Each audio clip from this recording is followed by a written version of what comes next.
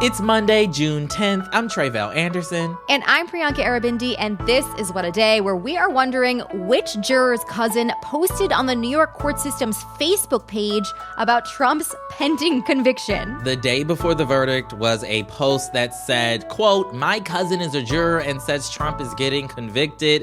Thank you, folks, for all your hard work. And sir and or madam, what are you doing?" What? What are you doing?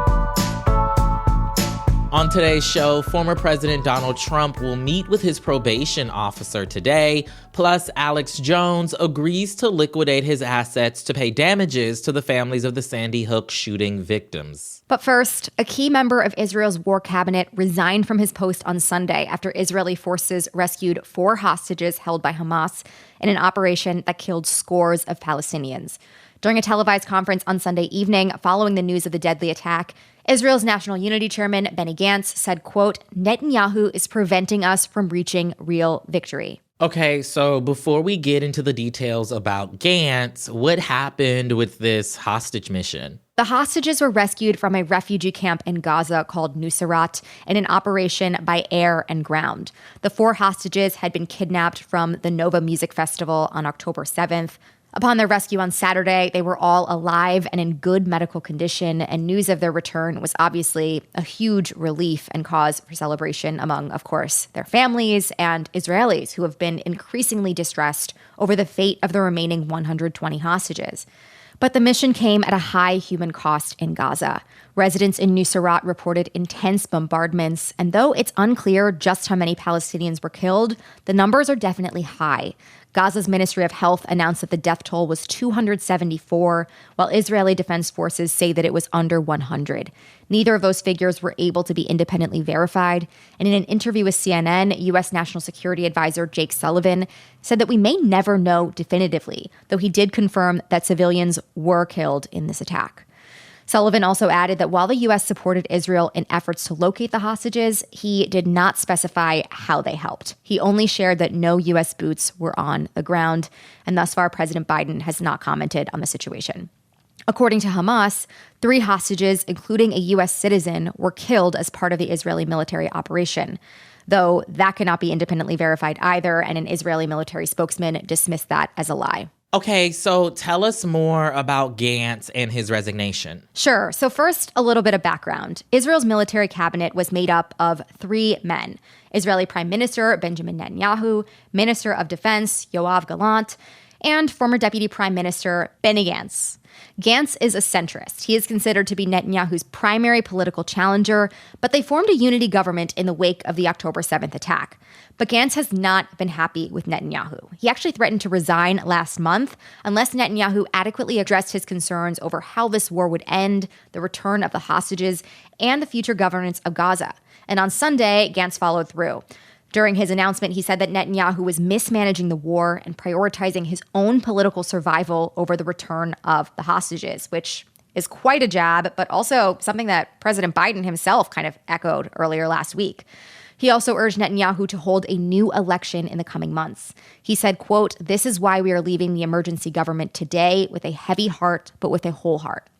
His departure doesn't threaten Netanyahu's control of the majority, but it does mean that the war cabinet will only contain members of Netanyahu's own party now. And all of this is happening as negotiators wait for Hamas to respond to the latest Israeli hostage deal and ceasefire proposal.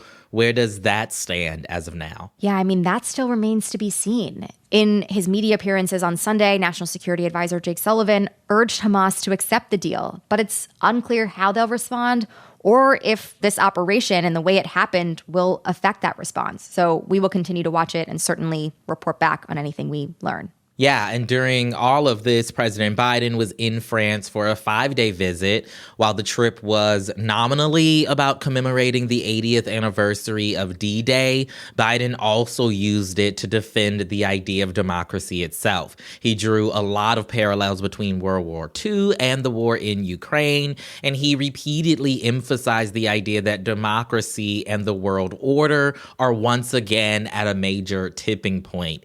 Here he is in Normandy Thursday, just steps away from the graves of nearly 10,000 American troops who died in World War II. Isolationism was not the answer 80 years ago. and is not the answer today. And here he is again in a speech at an official state dinner in Paris with French President Emmanuel Macron on Saturday. We stand at an inflection point in history. The decisions we make now will determine the course of our future for decades to come. We have a lot of opportunity, but a lot of responsibility. And while Biden never mentioned former President Donald Trump by name, it was also pretty obvious that he was trying to draw a contrast between himself and his main rival in this next election. Absolutely. I mean, nothing could be more different than what he just said from Trump's America First approach to all of this. So very telling. But tell us more about how he did this. Yeah, well, Biden's speeches throughout the trip were a major rebuke of Trump's brand of American isolationism and transactional politics, like you just mentioned, the kind of politics that underpin Trump's comments about, for example, leaving NATO and his decisions to withdraw America from major international pacts like the Paris Climate Agreement and the Iran nuclear deal. Right. And, you know, to be fair, Europe is also dealing with that same strand of politics. Just look at Sunday's European Union elections. Far-right parties are projected to make major gains in the European Parliament, especially in France. The losses were so bad in France that President Macron dissolved the country's government on Sunday and called for snap elections starting later this month. Yeah, it seems like this trend has not stopped, has only gotten stronger at home and around the world, which is frightening.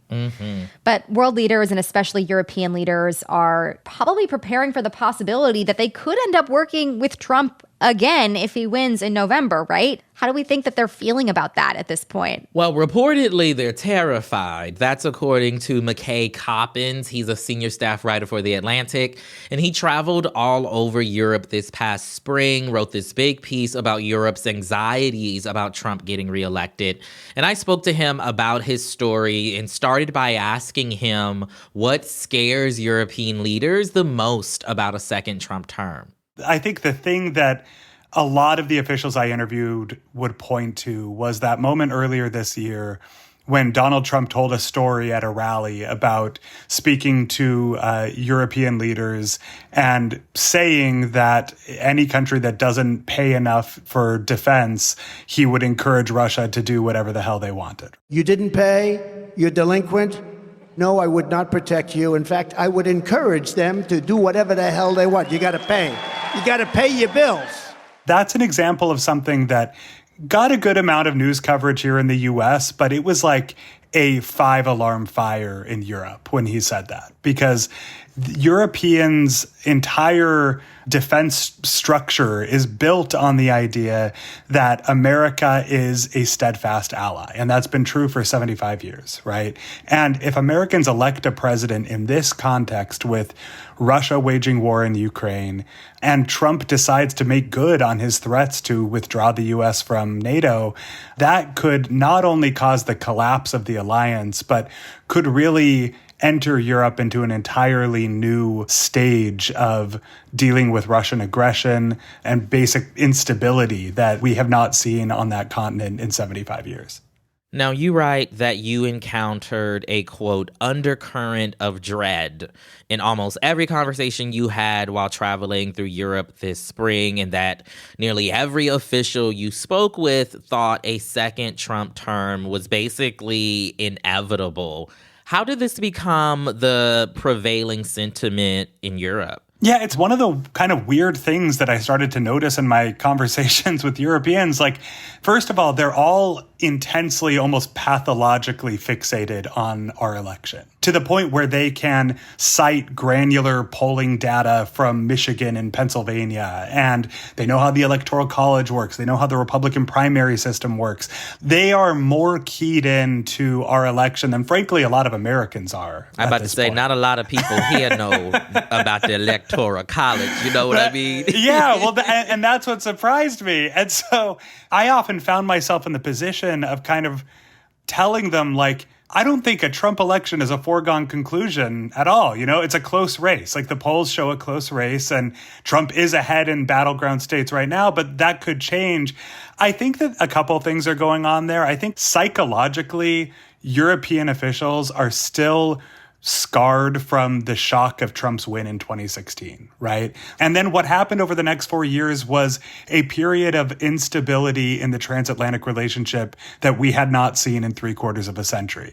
And so I think for a lot of Europeans, they're almost kind of preparing for the worst case scenario out of both their own kind of psychological trauma and also out of prudence, right? It makes sense for them to make plans based on the worst thing that could happen instead of kind of hoping for the best and then being caught by surprise. Right. And so I wonder, what do these same leaders and officials think of President Biden and how he's been leading in this moment, since we at least know that they're not excited about the potential of another Trump presidency? I think it's fair to say that almost everyone I interviewed preferred the Biden administration, preferred Joe Biden's approach to geopolitics, to diplomacy, in part because it's just much more like a normal American president, at least, in modern times.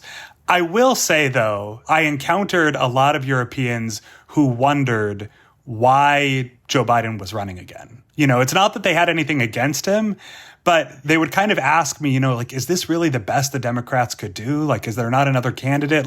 It seems really risky to have somebody so old and so out of touch with his base in some ways. But I think that the reality is, in a contest between Joe Biden and Donald Trump, there's no question who they would prefer, but they also kind of wonder about the domestic politics of it here. I also wonder, about Biden's standing with these EU leaders, particularly in the last 6 months, right? With the war in Gaza and his staunch backing of Israel. There also was the, months-long delay to get military aid to Ukraine. How has his standing been, particularly, right, in this, volatile time? So those are two separate things. I did hear about Gaza repeatedly in my interviews, and it's an interesting thing in Europe that a lot of people are not fans of the way the Biden administration has backed Israel in this conflict, that they feel like Israel is going much further than they should and that America should try to rein Israel in. At the same time, a term that I heard all over and over in my conversations was, given our history, referring to, the Holocaust and World War II, they would say, given our history, we do feel like we have to support Israel and we understand that it's a complicated situation. That was especially true in Germany. But on the Ukraine funding, I think more than anything in the last few months, the long delay in passing that Ukraine funding bill underscored to a lot of Europeans that Joe Biden just doesn't have as much power as they frankly wish he had, given the geopolitical stakes. Yeah, so Biden struck a very reassuring tone, I feel like, in his speech on D-Day in Normandy. He said, "We will not walk away. Because if we do, Ukraine will be subjugated and will not end there. Ukraine's neighbors will be threatened. All of Europe will be threatened. And make no mistake, the autocrats of the world are watching closely to see what happens in Ukraine, to see if we let this illegal aggression go unchecked. We cannot let that happen." How else are Biden officials trying to counter these European fears? A lot of the emphasis right now is on Trump-proofing the alliance. Actually, they call it future-proofing, but then when they're off the record, they call it Trump-proofing, which is basically, let's make sure that the alliance, that NATO is as strong as possible so that in the event that Donald Trump comes into power and decides to, weaken America's commitment, that the alliance is as strong as possible. So a lot of European countries are ratcheting up their own defense spending. In 2017, only 3 or 4 NATO countries were spending at least 2% of their GDP on defense, which was the standard that NATO had collectively agreed to in 2014. By the end of this year, it's going to be at least 18 countries and maybe more. The alliance has expanded with the Biden administration's support. Finland and Sweden have both been added to the alliance. Both of them have relatively modern and capable militaries, so they're bringing a lot to the table. There are also kind of behind-the-scenes talks of moving the logistical responsibility for getting weapons to Ukraine out of U.S. hands and into NATO's hands in case Trump comes into office and decides to abandon the war. And I think that almost everyone in Europe says that regardless of what they do now, regardless of this increased defense spending and everything else, they need America. America is the linchpin to the alliance. It is the most powerful military in the alliance by far. And if America withdraws, the fate of that alliance and European security are really in question. That was my conversation with McKay Coppins, senior staff writer at The Atlantic. Biden will be back in Europe later this week for a meeting with G7 leaders in Italy, so we will be sure to keep an eye on that. But that's the latest for now. We'll get to some headlines in a moment. But if you like our show, make sure to subscribe, share it with your friends, and we'll be back after some ads.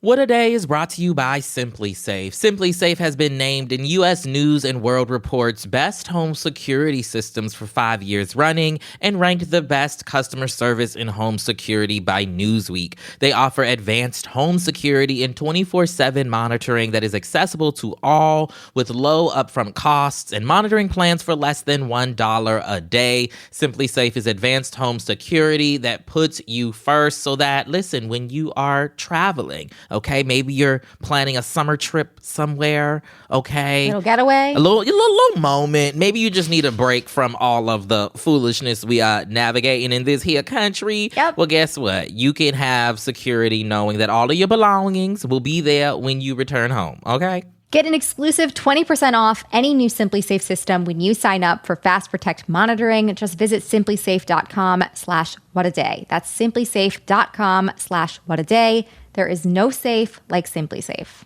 We need to talk. The acclaimed Showtime original docuseries Couples Therapy returns with an addictive and revealing new season. Dr. Orna is back in session, helping 4 new couples grapple with real issues from religion and sex to polyamorous power dynamics.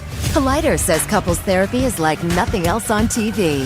It's break up or break through on the new season of Couples Therapy. Now streaming with the Paramount Plus with Showtime plan. Visit ParamountPlus.com to try it free. What a Day is brought to you by ZBiotics. Let me tell you, if there's a surefire way to wake up feeling fresh after a night of drinking, it is with ZBiotics. ZBiotics pre-alcohol probiotic drink is the world's first genetically engineered probiotic invented by PhD scientists to tackle rough mornings after drinking. When you drink, alcohol gets converted into a toxic byproduct in the gut. ZBiotics produces an enzyme to break this byproduct down. Just remember to make ZBiotics your first drink of the night. Drink responsibly and you'll feel your best tomorrow. Between vacations, weddings, birthdays, reunions, there is so much going on, especially this time of year. So get the most out of your summer plans by stocking up on pre-alcohol now. Go to zbiotics.com/WAD to get 15% off your first order when you use the code WAD at checkout. ZBiotics is backed with a 100% money-back guarantee, so if you are unsatisfied for any reason, they will refund your money, no questions asked. Remember to head to zbiotics.com/WAD and use the code WAD at checkout for 15% off. Thank you, ZBiotics, for sponsoring this episode and our good times. Now let's wrap up with some headlines. Headlines. A New York probation official is set to interview disgraced former President Donald Trump today following his conviction on 34 counts of falsifying business records. New York law mandates that the state's probation department must interview convicted felons to create a pre-sentencing report for the judge in their case. The meeting will reportedly take place virtually.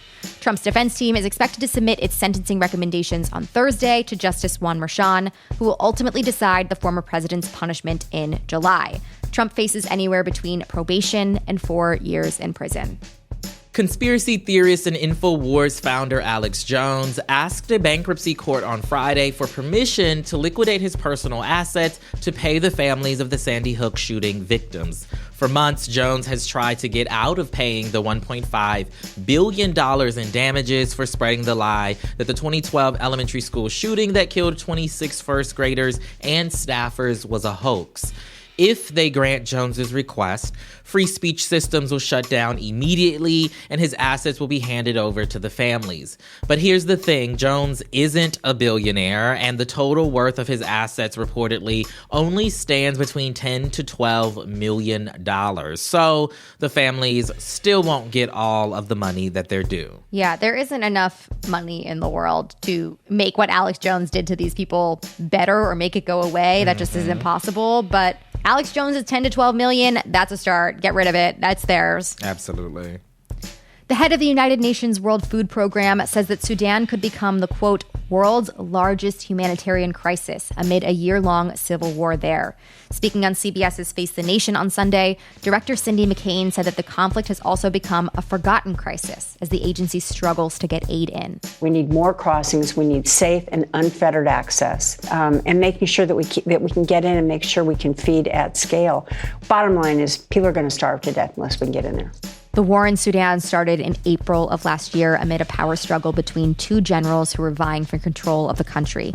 American officials estimate as many as 150,000 people have been killed since the war broke out, and a looming famine could kill hundreds of thousands more.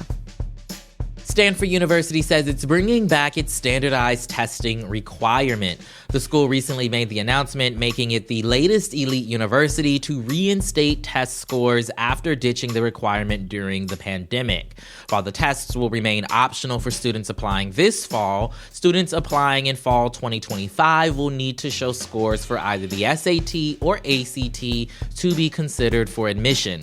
Other schools that have brought back testing requirements include Harvard, Yale, Brown, and Georgetown.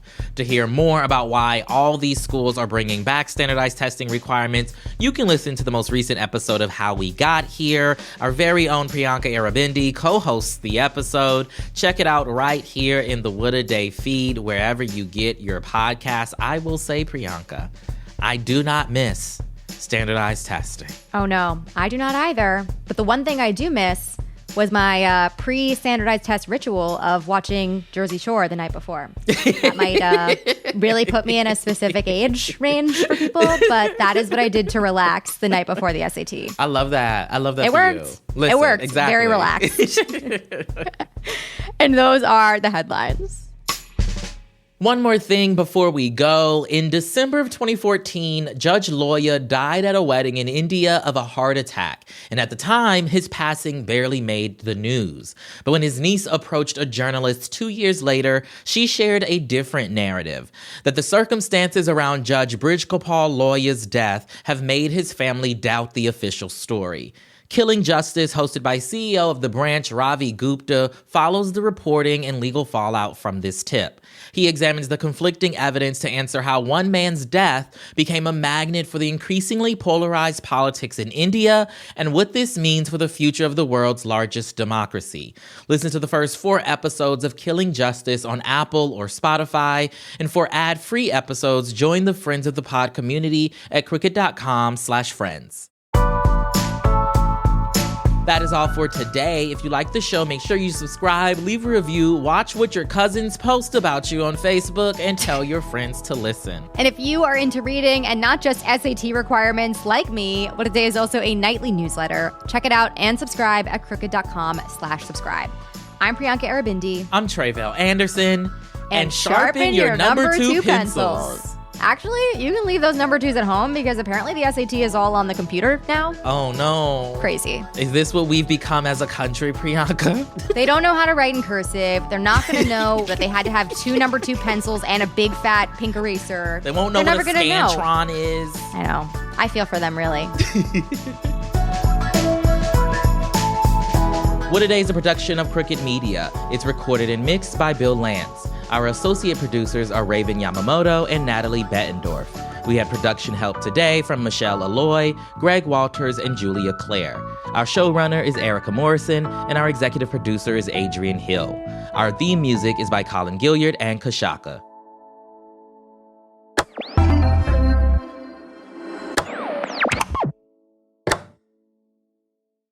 As a chef and a restaurant owner, I'm as meticulous about my cookware as I am about my ingredients. That's why I love Made in Cookware. Each pan they make isn't just designed to perform, it's crafted to last. As a mom, I love that I can trust Made in. It's made from the world's finest materials, so I can feel good about what I'm feeding my family.